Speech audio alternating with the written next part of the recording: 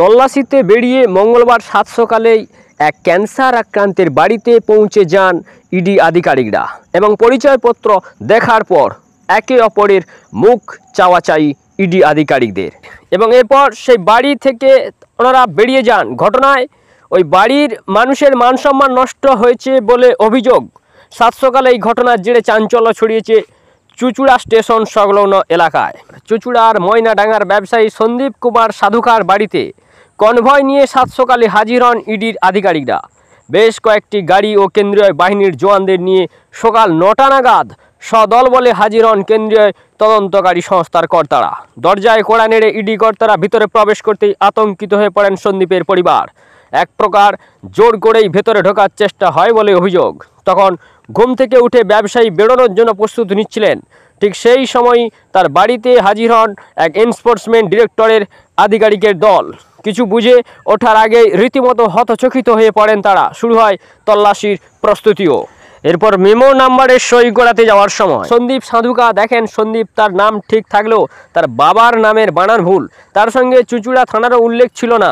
সেই নিয়েই প্রশ্ন তোলেন সন্দীপ বাবুর ছেলে শুভদীপ সাধুকা। থানাও বানান ভুল থাকায় সই করতে অস্বীকার করেন তারা।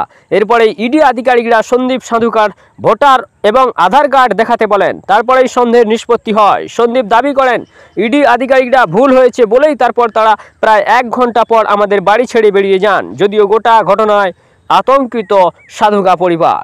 কেন্দ্রীয় তদন্তকারী সংস্থা ইডির উপস্থিতিতে প্রতিবেশীদের মধ্যেও শুরু হয়েছে হালকা গুঞ্জন। সূত্রে খবর সন্দীপের লজেন্সের ব্যবসা রয়েছে। পোলবা থানা এলাকার মহেশপুরে রয়েছে তার কারখানা। সেখানে কয়েকজন শ্রমিকও কাজ করেন। এদিন সকালে ঘুম থেকে উঠে ব্যবসায়িক কাজের জন্য বেরোচ্ছিলেন।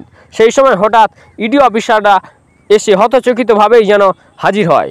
সন্দীপ দীর্ঘদিন ধরে ক্যান্সারে আক্রান্ত এবং কলকাতায় চিকিৎসাও চলছে তার। এই প্রসঙ্গে সন্দীপ সাধুকার ছেলে শুভদীপ জানান, সকালে ইডি আমাদের বাড়িতে এসেছিল, কিন্তু তারা যে নামে খুঁজছে কাউকে তাদের সঙ্গে আমাদের নামের কোনো বানান মিলছিল না।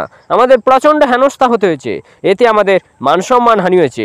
পাড়ার মধ্যে যেভাবে বড় কনভয় নিয়ে এসেছে তাতে আমাদের সম্মানহানি তো হবেই।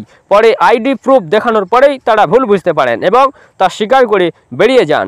আমার অনুরোধ, এভাবে সাধারণ মানুষের মানসম্মান নিয়ে ছিনিমিনি খেলা যায় না। আমার বাবার টাটা মেডিকেলে ক্যান্সারের চিকিৎসা চলছে। ইডির মতো এত বড় কেন্দ্রীয় সংস্থা ভুল তথ্য নিয়ে কিভাবে আসে সেটাই বুঝতে পারছি না। যখন তারা ওয়ারেন্ট সই করার জন্য বলেছিলেন তখন আমাকে সেই কপি পড়াতেও দেওয়া হচ্ছিল না। এক প্রকার জোর করার চেষ্টা করছিলেন তারা। আমি যখন জানতে চাই বারবার, তখন আমার সঙ্গে তারা বেশি কথা বলতে চাইছিলেন না। ইডি যা করেছে তাতে এক প্রকার ভদ্র মানুষকে অসম্মান করা হচ্ছে। অযথা সকালবেলা সময় নষ্ট করা হয়েছে।